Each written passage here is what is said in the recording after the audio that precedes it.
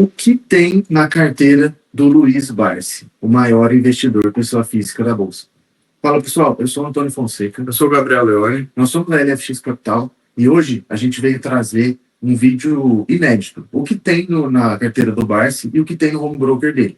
Devido ao sucesso do último vídeo que nós fizemos, mostrando que ele está vendendo opções de Banco do Brasil, disposto a entregar a 23,43, muita gente pediu nos comentários para a gente comentar tudo que tem na carteira, o que apareceu nesse print aqui, que acabou saindo em um vídeo na internet. Eu queria agradecer os mais de 200 inscritos que a gente recebeu só naquele último vídeo e falar para vocês, quem está curioso para entender essa operação, a gente deixou o card aqui em cima para você acessar. E quem não se inscreveu ainda e quiser conteúdos como esse, já se inscreve aqui, já deixa um like e comenta um conteúdo que vocês querem ver aqui no canal. Exato, pessoal. E aqui, né, primeiro vamos abrir aqui um parênteses. A gente vai mostrar ali o print, vamos falar de empresa por empresa. E é claro, o Barsi é um senhor ali de 86 anos, né? Então, a gente tem que ser aqui muito cético, muito crítico em falar que o que ele está olhando, a probabilidade dele ter em carteira é muito alta, né, Antônio? Não é uma coisa que ele joga lá na home broker ou lista de empresas na bolsa e ele fica olhando. Não, ele é um senhor de idade e dificilmente ele começa a colocar novos papéis em carteira, né? Exatamente. Já tem vários vídeos na internet que alguém até pergunta para ele de uma empresa e ele fala assim, olha, nem conheço, só olha as empresas que tem na minha carteira. Em um outro vídeo ele falou, eu tenho umas 30 empresas na minha carteira. Ele fala que na renda mensal, que eles vendem naquele Best, no AGF e tudo mais, ele tem umas 10 empresas, 12 empresas. Mas ele tem muitas outras empresas que acabam ficando fora dos holofotes. E como saiu esse print, muita gente ficou curioso para entender o que ele está olhando, o que ele tem, será que ele está comprando, será que não está comprando? E o mais importante de tudo, né, Gabriel?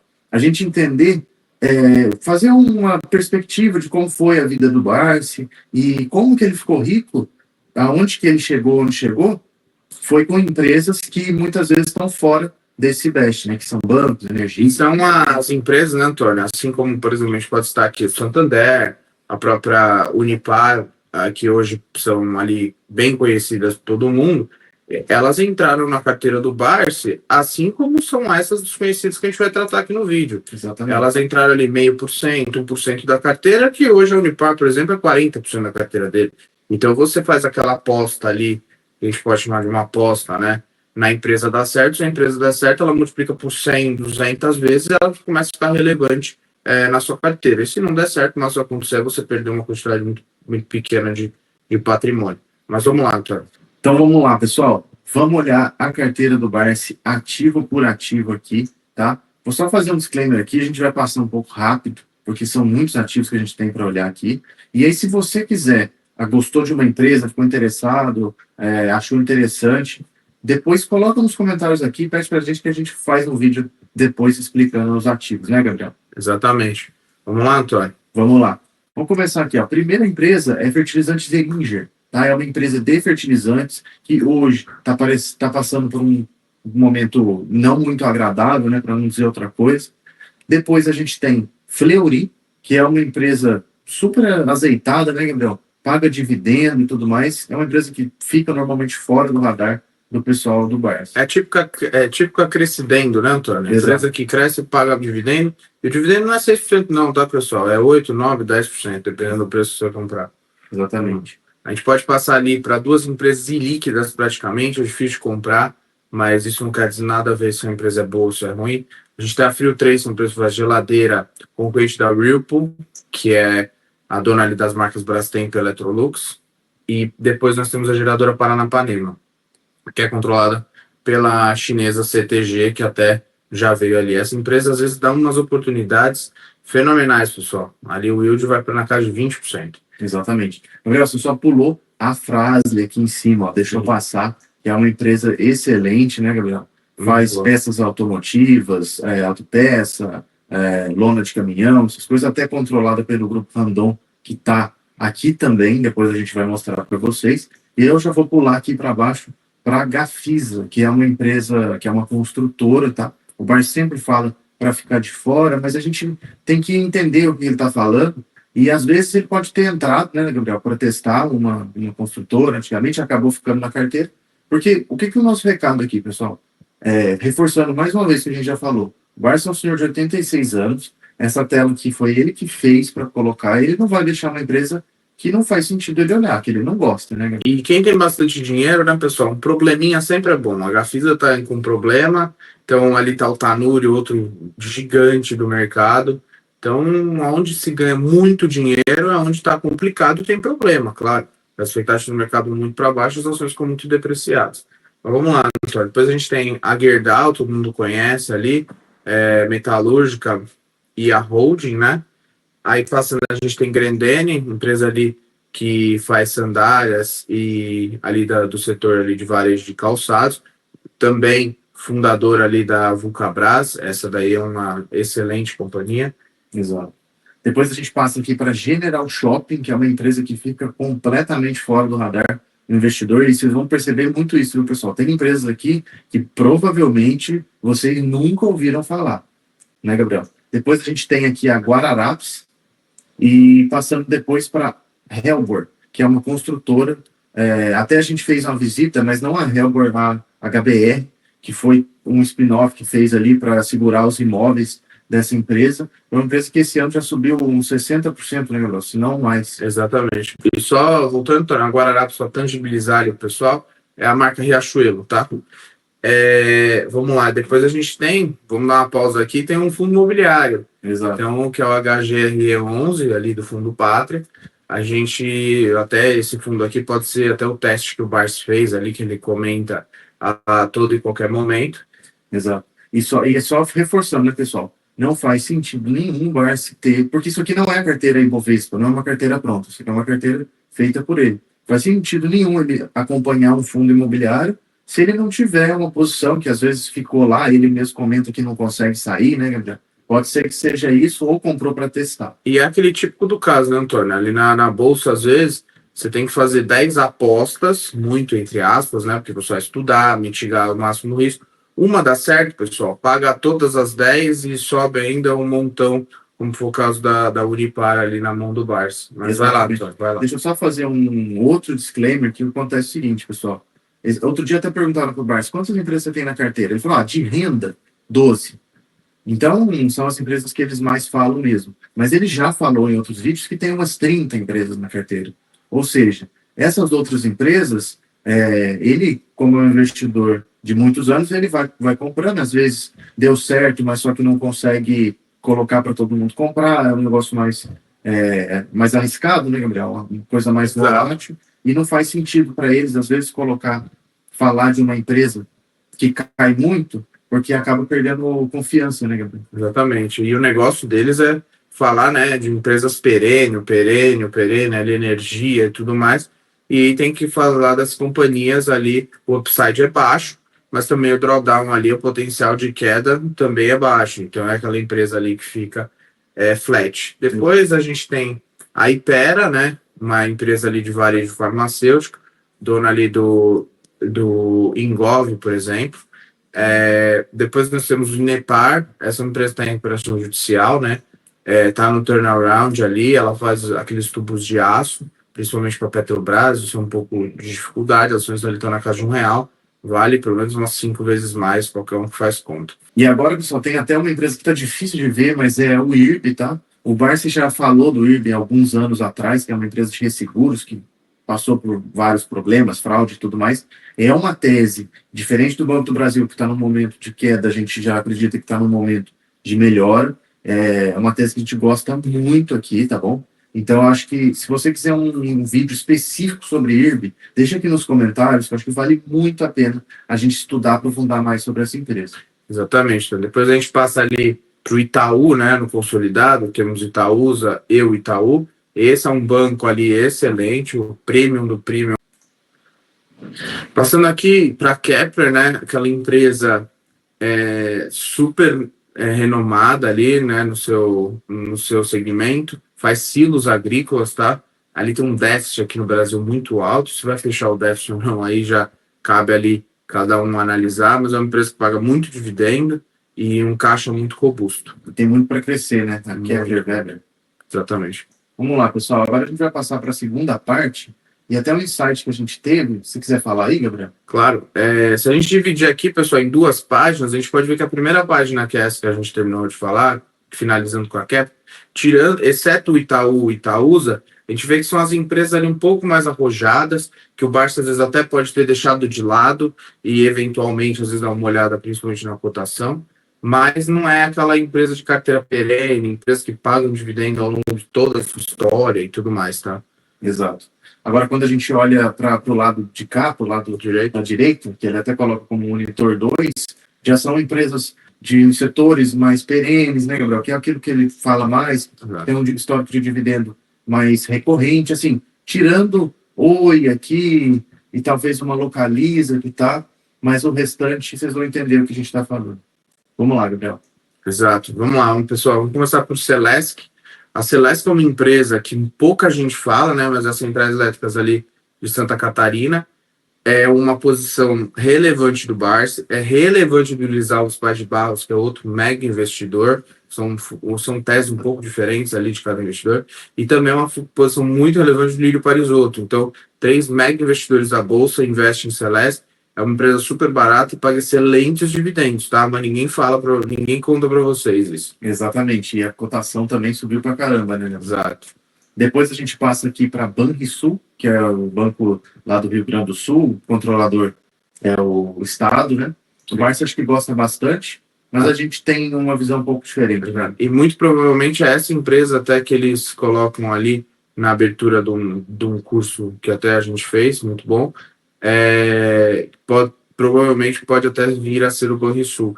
Mas, bom, isso eu quero fazer um disclaimer aqui, pessoal. Se vocês quiserem ali se aprofundar, vocês se inscreve aqui, por favor, e deixa aí nos comentários. O Banrisul não é barato à toa, tá? O Banco do Brasil, às vezes ele fica muito barato, a gente é obrigado ali a comprar, não é o caso agora. Mas o Banrisul, ele sempre foi barato, vai ficar barato para sempre, e assim vai. Ele paga dinheiro em 10%, tudo bem, mas a cotação fica no zero, você nunca ganha dinheiro. Sem perspectiva. Exatamente, não tem perspectiva. Depois a gente tem aqui a Oi BR, né? Oi, famosa Oi, que muita gente perdeu dinheiro. Até saiu um vídeo recente da Luiz falando que o Barça, à época, perdeu múltiplos 9 dígitos em Oi. O que significa isso?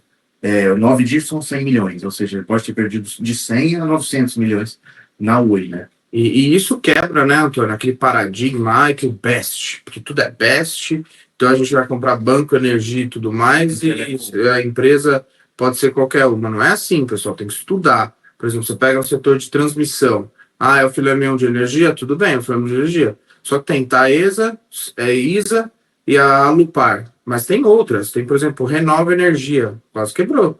Tem várias empresas, então, nesse segmento que o investidor, principalmente pessoa física, não pode errar, né? Exato. Tem que sempre estudar. E tem coisa que nem no longo prazo resolve, né, Gabriel? Por exemplo, a Oi. Depois, passando para as próximas aqui, a gente tem a ISA Energia, né, que é a antiga TRPL, que é a maior transmissora de energia do país, 30% mais ou menos da energia passa por ela, 94% do estado de São Paulo. Às vezes ela dá oportunidade, né, mas não é das melhores empresas com upside, né, Gabriel? Exato. A gente tem a Petrobras ali, né, empresa ali que vai entrar muito no holofote por causa de eleição, todo mundo já conhece, acho que não cabe muito se aprofundar. Exatamente. Aí a gente tem aqui a Localiza, né, que é uma empresa que fora do radar de todo mundo que acaba acompanhando o Barça, uma locadora de carros, acho que todo mundo conhece essa daí. Exato. E essa tese pode até ser que veio da Unidas, né, no Barça ele comprou Unidas ali, na realidade não era nem Unidas, era a Locamérica que passou para Unidas e a Localiza fez fusão. Então, pode ser que o Barça até herdou essas ações ali da Localiza e acabou ficando na carteira. Né? Exato. Passando, pessoal, a gente tem a Randon, a empresa ali que controla a Fras-le, né, que é a galinha dos ovos de ouro do grupo. Até na data de ontem, traz uma curiosidade, um fato relevante da própria companhia, a Dram Participações com o veículo da família, aumentou a participação na Randon. É uma empresa ali super longeva, tá? E nesses R$6, por mais que ela tenha a dívida, a gente acha que tá barato demais para ignorar, mas isso é assunto para a próxima. E só lembrando, né, Gabriel, ela é a controladora da Fras-le que estava na carteira da esquerda ali do Barça que a gente mostrou. Exatamente. Depois a gente tem aqui o Santander, né, que é uma posição que o Barça comprou lá atrás, né, Gabriel? Ele até fala que pagou centavos, mas que o banco era muito ruim na época. Então, não é comprar só quando está tudo uma maravilha, né? Ou quando perspectiva de curto prazo é boa. Às vezes é uma aposta, entre muitas aspas, que o banco vai conseguir crescer, né? E é legal, né, Antônio, a gente falar que o Santander é o típico da empresa, que é a tipo de empresa que o Barsi sempre investiu. O Barsi não investiu na empresa só que pagava o dividendo, né? Ele comprava projeto futuro. O que fez ele comprar o Santander? Pô, ele viu, um monte de espanhol vindo para o Brasil, colocando rufos de dinheiro, injetando dinheiro. No futuro eles vão querer levar esse dinheiro de volta. Então o Barsi foi lá e comprou o Santander. O Santander não paga nada de dividendo, assim como a Unipar. Então ele fez uma aposta e hoje é um banco que paga dividendo. Falar, quem comprar hoje Santander vai ganhar dinheiro igual o Barsi? Não vai ganhar, tá? Então quem chega por último, normalmente pega cerveja quente. Exatamente. Depois a gente tem aqui Sanepar, né?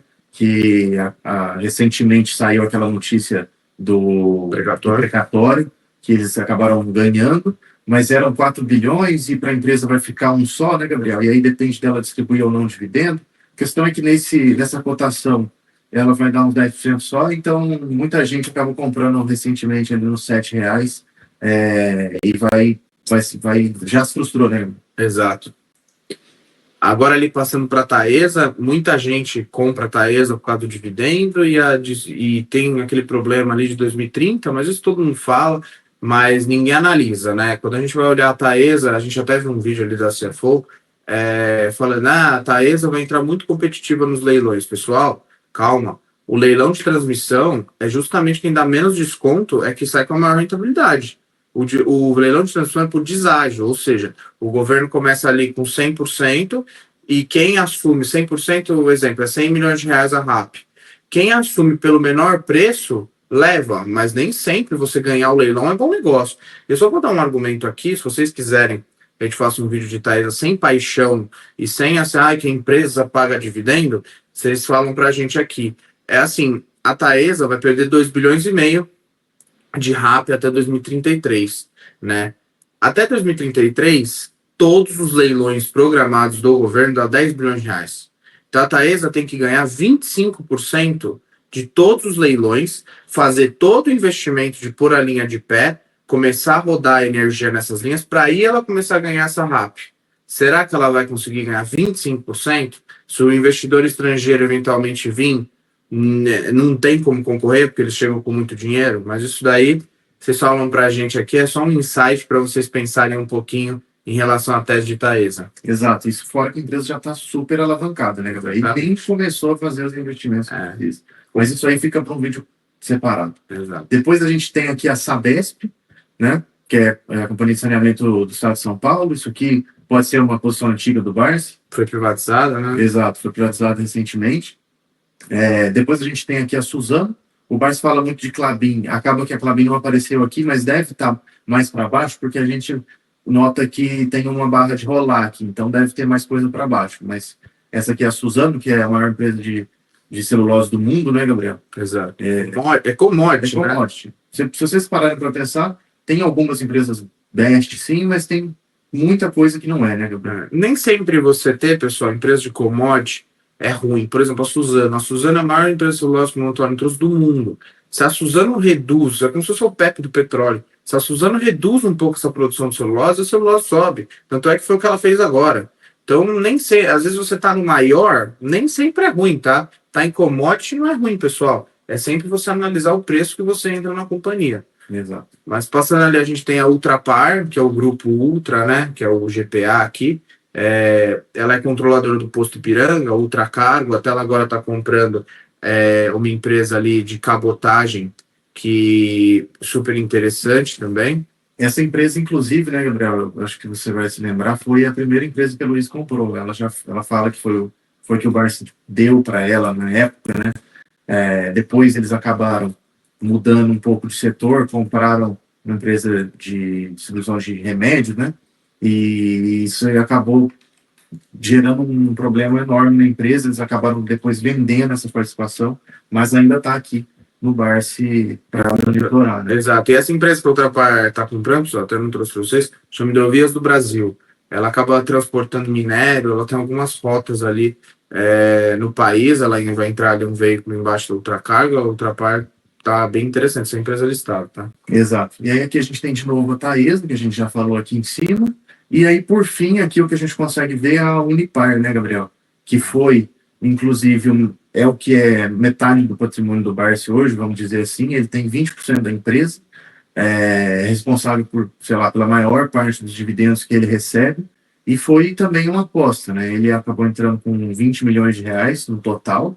E isso daí hoje vale 2 bilhões de reais, né, Gabriel? E é o tipo da estratégia, né, Antônio, que assim, o Barça, se a gente consolidar, ele não fala isso, mas se a gente consolidar, ele acaba gostando muito de empresas de base acionária pequenininha. Então a gente pega a Unipar, tem 80 milhões de ações, que é muito pouco. É muito pouco. Você pega a própria Taurus, que hoje vive um outro momento, tem 100 milhões de ações. Então qualquer dividendo que a empresa distribui, o nominal é alto e o yield acaba sendo bem favorável para o acionista, né? Exatamente, Gabriel. Aqui do lado a gente tem também que ele estava olhando a Auren, né, que no vídeo ele estava comprando, que é uma empresa de energia, que está passando por um momento agora que ele comprou a ES e tudo mais. A Auren... Pode falar, por favor. Então, a Auren, sou muito cético, porque o que acontece, pessoal? A gente precisa tomar muito cuidado com a distribuição de dividendo. Nem sempre a empresa distribui dividendo é bom negócio. A Auren, eu acabei não gostando um pouco do movimento que eles fizeram. Então, eles receberam ali 3 bilhões de RBC da época ali da Dilma, que foi um processo canetada ali nas empresas elétricas. A Auren recebeu esses 3 bilhões, em frente da CESP, e ela acabou distribuindo 3 bilhões de dividendo, dá R$3, todo acionista ficou felizinho porque recebeu 30% no ano. Só que a Auren, depois passou 8 meses, anunciou a compra da ES. Não faz sentido nenhum a Auren comprar a ES. Começou a conversa, em 8 meses eu faço ali um bid de 12, 13 bilhões de reais. Isso não existe, pessoal. Quando você vai fazer uma aquisição de empresa grande, o controlador conversa um com o outro 2, 3 anos e vai contrato, volta contrato, discute, rediscute, não tá bom para mim, volta. Então, a pergunta que eu faço é, por que a Auren não pagou dividendo, segurou 3 bilhões, hoje a cotação da Auren não ia estar 10,50, ia estar muito mais, justamente porque a empresa está muito mais capitalizada. Então ela não ia ter que fazer uma dívida tão grande como foi feita, com juros muito altos, para pagar a ES. Então, nem sempre ali. E a gente tem que tomar muito cuidado de outra coisa também, que agora até me veio na cabeça, que eu acho que é importante compartilhar com vocês, que é o seguinte, pessoal, aquisição grande, não estou falando que é o caso da Auren, tá? A gente vai ficar sabendo disso só no futuro, mas 99% das aquisições muito grandes, por exemplo, Natura comprou a Avon, deu errado. Por quê? Porque vem muito funcionário de um lado, muito funcionário do outro. Você fazer essa aglutinação de duas empresas, são culturas diferentes, é muito difícil fazer aquisição, tá? Não é assim pegar o dinheiro, puff lá e vem aí outra empresa e eu junto tudo. Então eu tenho que tomar muito cuidado com isso, mas isso vai ser nos próximos capítulos. E vamos ver mais no dividendo da Auren, se eu te cortando rapidinho, tá? O dividendo da Auren vai ficar muito para frente, viu? Quem está comprando o Auren esperando dividendo para 2026, 2027, como a gente já viu muita gente falando, acho que eles estão muito enganados e não olham balanço. Exato. E tem uma outra coisa, Gabriel, que eu já vi muita gente acabar sendo enganada, iludida, é que comprou a ação da Auren, recebeu R$3 de dividendo, ou acaba entrando naqueles sites que tem na internet e vê um dividendo de R$3. Fala assim, pô, a ação tá R$12, tá 11, daqui a pouco vai pagar um dividendo de novo, né, de R$3. Só que é o seguinte, esses R$3 que pagou, se eu não me engano, em 2021 ou 2022, ele foi exclusivamente de um processo que ele ganhou do governo, o Gabriel já mencionou, quando teve aquela MP 579 da Dilma lá que deu problema nas empresas de energia elétrica, depois eles processaram o governo e falaram, nós tivemos uma perda desse valor e o governo teve que pagar. E aí eles pegaram esse dinheiro e distribuíram o dividendo. Quer dizer, isso não é lucro. Então você tem que olhar o dividendo perene, né? O dividendo que é lucro. É o famoso dividendo extraordinário, que você leva para o futuro achando que vai cair de novo e não vem, né? Parece que frustra todo mundo. Exatamente. É isso aí. Depois, Gabriel, só finalizando, a gente tem também o Barsi dando uma olhada aqui em Raízen. Muito provavelmente ele estava colocando essa cotação aqui para ver o que estava acontecendo na Cosan também, que é uma posição que ele até fala no livro dele, que caiu bastante, está com bastante problema, porque a Raízen, né, Gabriel?